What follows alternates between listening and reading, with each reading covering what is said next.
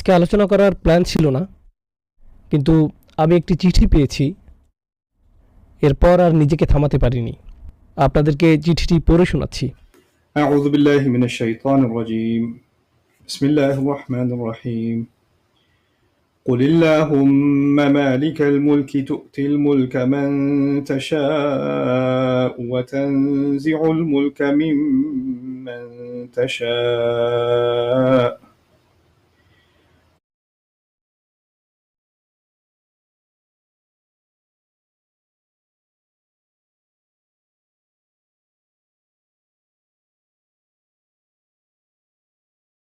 وتعز من تشاء وتذل من تشاء بيدك الخير إنك على كل شيء قدير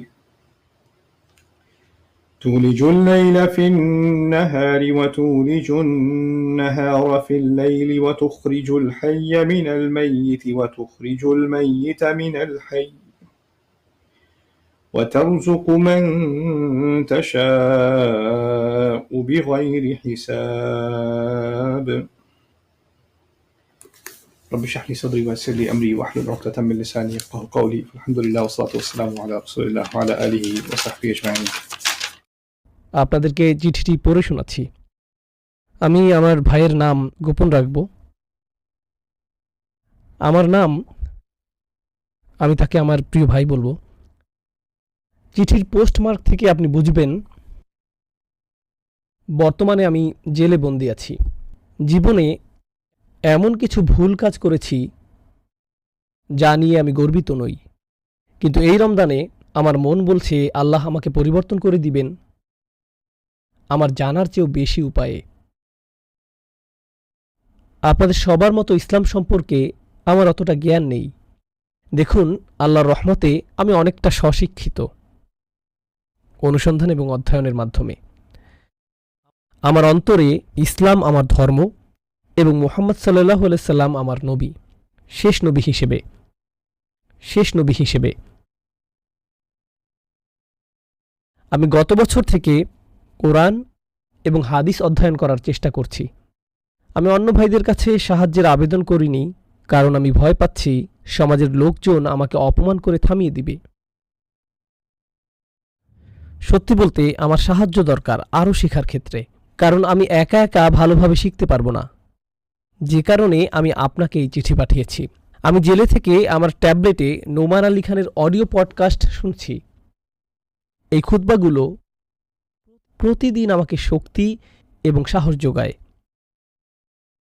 এটা বলার অপেক্ষা রাখে না যে আমি এগুলোর জন্য অনেক বেশি বাধিত এবং কৃতজ্ঞ, কারণ আল্লাহ আমাকে এই ভ্রমণে এত বেশি সাহায্য করেছেন যে আমি নিজের ভেতরে পরিবর্তন অনুভব করছি, আর আমার ঈমান দিন দিন আরও শক্তিশালী হচ্ছে। এমনকি এমন দিনগুলোতেও যখন মুসলিম হিসেবে থাকা খুবই কঠিন। যাই হোক, আগামীকাল রমজান। চিঠিটি রমজান শুরু হওয়ার পূর্বে লেখা। আমার কাছে পড়ার উপকরণ খুবই কম এবং ভালোভাবে শেখানোর জন্য তেমন কোনো ভাইও নেই। তাই আমি আমার বোনকে বলেছি গুগলে আপনার ঠিকানা খুঁজতে। যাই হোক ভাই, প্লিজ, আমি কি আপনার কমিউনিটির অংশ হতে পারবো? আপনার কি এমন কোনো কোর্স আছে যা আমাকে আরবি শেখার ক্ষেত্রে এবং আমার ঈমান শক্তিশালী করার ক্ষেত্রে সাহায্য করবে? আমি এমন একটি জেলে বন্দী যেখানে শুধু খ্রিস্টান ধর্মের শিক্ষা প্রদান করা হয়। আপনার খুতবাগুলো ছাড়া আমি কোনো ইসলামী শিক্ষা লাভ করতে পারতাম না। আরেকটি কথা, আপনার পডকাস্টে সর্বশেষ খুতবা অক্টোবর 2017-এর, তো সে কয়েক বছর আগের জিনিস শুনছে। যদি সম্ভব হয় দয়া করে এগুলো আপডেট করবেন। আমি যেমন বলেছি, আমার এখানে শুধু খ্রিস্টান সার্ভিস আছে, আর তারা মুসলিমদের সাহায্য করবে না। আমি একটি নতুন তাওয়ালে সালাত আদায় করছি, নিজের একটি রুমালকে টুপি হিসেবে ব্যবহার করছি। আমার মনে হচ্ছে রমজান পালন করতে হলে আমাকে আমার খাবার জমা করে রাখতে হবে। দৃঢ়তার সাথে বলছি ভাই, কোনো কিছুই আমাকে সিয়াম পালন থেকে বিরত রাখতে পারবে না। তাই আপনি যদি দয়া করে কোর্স এবং পড়ার উপকরণ দিয়ে সাহায্য করতে পারেন এবং একটি টুপি দিয়ে আমি কৃতজ্ঞতার সাথে তার তারিফ করব। আমার কথাগুলো একজন ভাই হিসেবে লিখছি। ভাই, আপনি যদি আমাকে সাহায্য করেন, প্লিজ আলাদা করে একটি চিঠিও লিখে পাঠাবেন যে আপনি সাহায্য পাঠিয়েছেন, কারণ আমার মনে হয় তারা জিনিসগুলো গ্রহণ করে আমার জিনিসপত্রের সাথে রেখে দিবে আর আমাকে কখনো জানাবে না। থ্যাংক ইউ, আপনার মুসলিম ভাই। এই চিঠিটা আজকে পড়লাম। পড়ার পর নিজের অন্যান্য কাজগুলো বন্ধ করে দিতে বাধ্য হলাম এবং এই আয়াতগুলো নিয়ে চিন্তা করতে বাধ্য হলাম। তো আমি আপনাদের সবার সামনে এই আয়াতগুলো পড়ছি। কুলিল্লাহুম্মা মালিকাল মুলক, বলো হে আল্লাহ, তুমি সমুদয় রাজ্যের মালিক। তো মালিকানা এবং রাজত্ব দুটি ভিন্ন জিনিস। তো আপনি যখন কিছুর মালিক, তখন তার ছোট জিনিসের প্রতি নির্দেশ করে। যেমন আমি একটি কলমের মালিক, আমি একটি গাড়ির মালিক, আমি একটি চেয়ারের মালিক, এরকম কিছু ছোট ছোট জিনিস। এটা হলো মালিকানা। কিন্তু রাজত্ব ছোট ছোট জিনিসের জন্য নয়। রাজত্ব হলো কোনো রাজ্যের জন্য, দেশের জন্য, সাম্রাজ্যের জন্য। এটা হলো রাজত্ব। আল্লাহ মালিক শব্দটিকে মুলকের প্রতি ইদাফাত করার মাধ্যমে আমাদের জানাচ্ছেন তিনি একই সাথে মালিক এবং রাজা। আমাদের পার্থক্যটা জানা উচিত। কেন আল্লাহর এই নাম, যেই নামে আমরা তাকে ডাকি, কেন এত শক্তিশালী? মালিক, যখন আমি কোনো কিছুর মালিক, এর নিয়ন্ত্রণ আমার হাতে।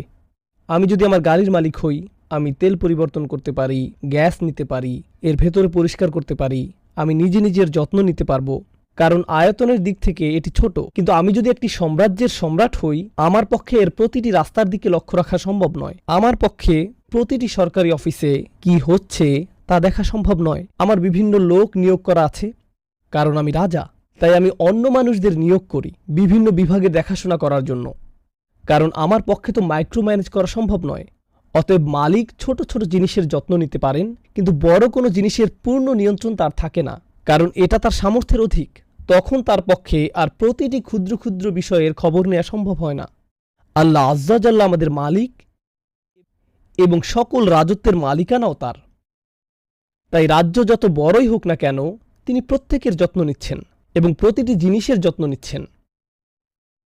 তিনি মাইক্রো এবং ম্যাক্রো উভয় বিষয়কেই এই আয়াতে এক করে দিলেন। তো আল্লাহ আমাদেরকে বলছেন তিনি শুধু আমাদেরকে মালিকানাই প্রদান করেন না, তিনি রাজত্বও প্রদান করেন। যদি চান তিনি যাকে ইচ্ছা রাজ্য দিতে পারেন। ওয়া তানজিউল মুলকা মিম্মান তাশা, একজন ফকিরকেও আল্লাহ বিশাল রাজ্য প্রদান করতে পারেন।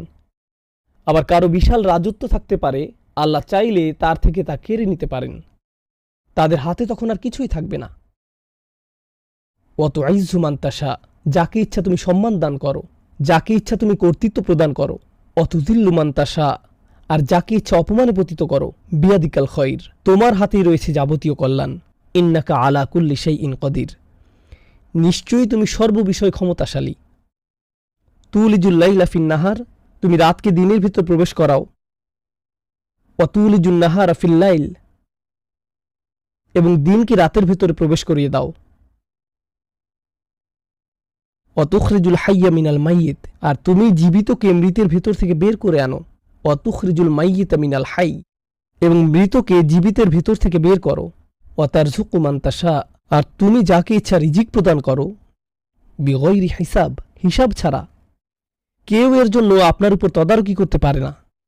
আপনি যাকে ইচ্ছা তাকে প্রদান করেন আপনার আদেশ অনুযায়ী। আমি এই আয়াত নিয়ে চিন্তা করছিলাম। এই অসাধারণ ব্যক্তি তার চিঠি শুরু করলো এই বলে, আমি জীবনে এমন সব কাজ করেছি যা নিয়ে আমি গর্বিত নই।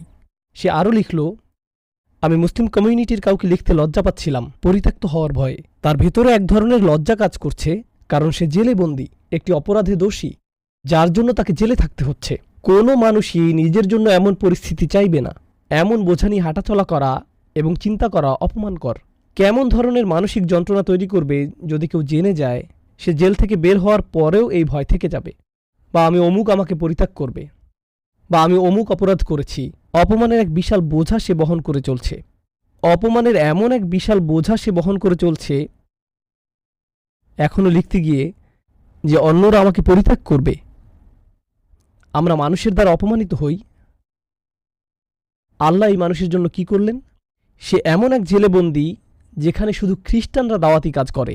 আমি এমনকি বাইয়েনার ফ্রি অডিও পেজ এখন আপডেট করিনি, সর্বশেষ 2017-তে করা হয়েছিল। আর সে এই অডিও লেকচারগুলো শুনছে কারণ তার কাছে শুধু এগুলোর অ্যাক্সেস আছে। আল্লাহ তার জন্য কি করলেন? তিনি ফেরেশতা পাঠিয়ে সে ব্যক্তির অন্তর খুলে দিলেন, ফলে সে 1 বছর ধরে ইসলাম অধ্যয়ন করছে। কত মানুষ মুক্ত, তাদের টাকা আছে, সুস্থতা আছে, স্বাধীনতা আছে, আর তারা জীবনে একটিবারের জন্যেও বইটি খুলে দেখল না, দেখি আমার রব কি বলেছেন, দেখি আমার রসুল কি বলেছেন সাল্লাল্লাহু আলাইহি ওয়াসাল্লাম। অন্তত শুনে দেখি কতজন মানুষ এটা করে। সে মানুষগুলো চিন্তা করে তাদের বড় বড় ডিগ্রি আছে, বাড়ি আছে, গাড়ি আছে, আর তারা আল্লাহর কথা একেবারেই ভুলে গেছে। মানুষ আল্লাহর কথা পুরোপুরি ভুলে যেতে পারে, আর অন্যদিকে এই মানুষটার এসবের কিছুই নেই। আমরা চিন্তা করি, দেখো ওই মানুষটা সমাজের সম্মানীয়, তার চাকরিটা দেখেছ, সে কত টাকার মালিক, জানো কি দামি জামাকাপড় সে পরে, তার গাড়িটাও অনেক দামি। এই জিনিসগুলোকে আমরা প্রেস্টিজের সাথে যুক্ত করি। আল্লাহর নিকট এগুলোর সাথে প্রেস্টিজের কোনোই সম্পর্ক নেই।